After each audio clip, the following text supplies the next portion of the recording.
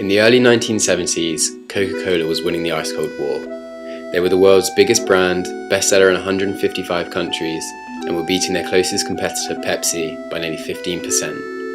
But in 1985, they changed their recipe, introducing New Coke as a sweeter, smoother drink.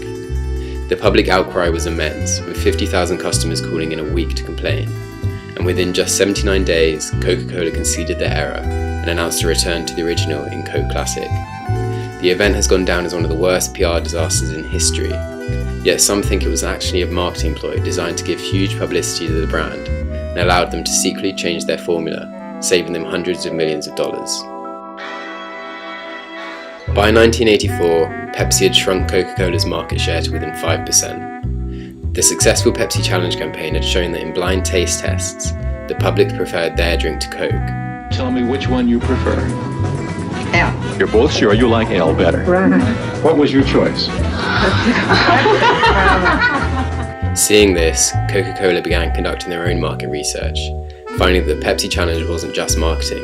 Their own testers also preferred Pepsi. New formulas were tried out, and Coca-Cola found that 61% preferred the taste of a newer, sweeter, smoother Coke. Thus, Coca-Cola abandoned their 99-year-old formula merchandise 7X and launched this new recipe as New Coke. The best soft drink, Coca-Cola, is now going to be even better. Simply stated, we have a new formula for Coke. Within days, there was widespread public outcry. Fans of original Coke mobilized in vast numbers, setting up organizations and going out to protest.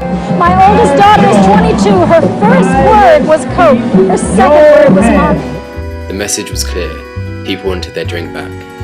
The situation became so extreme that Coca-Cola set up a call line to handle all the dissatisfied customers, and at one point, 8,000 people were calling a day. Pepsi, encouraged by the blunder, tried to capitalize on Coke's bad publicity. What's the matter, Wilbur? They changed my Coke.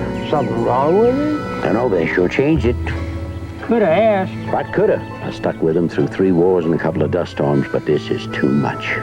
Guess something big made them change. Right, big.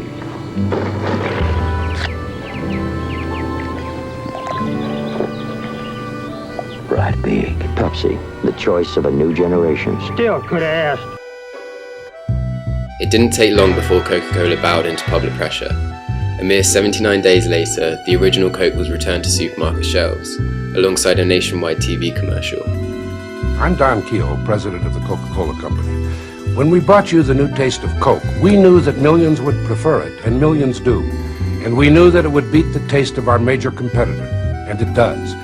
What we didn't know was how many thousands of you would phone and write, asking us to bring back the classic taste of original Coca-Cola. Well, we read and we listened, and you know the rest. The public were appeased, and it seemed like Coca-Cola was simply doing what their customers wanted. In fact, the episode was rather helpful, as Coca-Cola's stock prices skyrocketed in the aftermath. As Bob Simon reported at the time. And before you call the company crazy, think of this. When's the last time any product has gotten this much free airtime? Yet a few Coke fans noted a slightly odd taste to Coke Classic. Yes, it tasted more like the original than New Coke, but not completely. Whereas the old Coke recipe gained its sweetness from sugarcane, the newer Classic Coke used high fructose corn syrup. This is where it gets interesting. Frederick Allen's book The Secret Formula estimates that Coca-Cola saved $100 million a year by switching from sugar to high fructose corn syrup. Financially then it made sense, but like the fiasco with New Coke ultimately showed, Coke customers don't want you messing with the recipe. The theory goes then that Coca-Cola flooded the market with New Coke, allowing them to sell off all the original Coke, and after 79 days reintroduced Coke Classic, now with high fructose corn syrup. And because everyone's taste buds had become desensitized to the original Coke, and that everybody was celebrating the announcement of the Classic, no one noticed the slight change in taste. It's been 30 years since Coca-Cola's infamous blunder, and since then it's cemented its place as the most successful soft drinks company in the world. So does the theory hold true? Well, no one really knows, of course, but the CEO at the time has since said that if we had to do it all over again, knowing what the results would be, we would do precisely the same thing.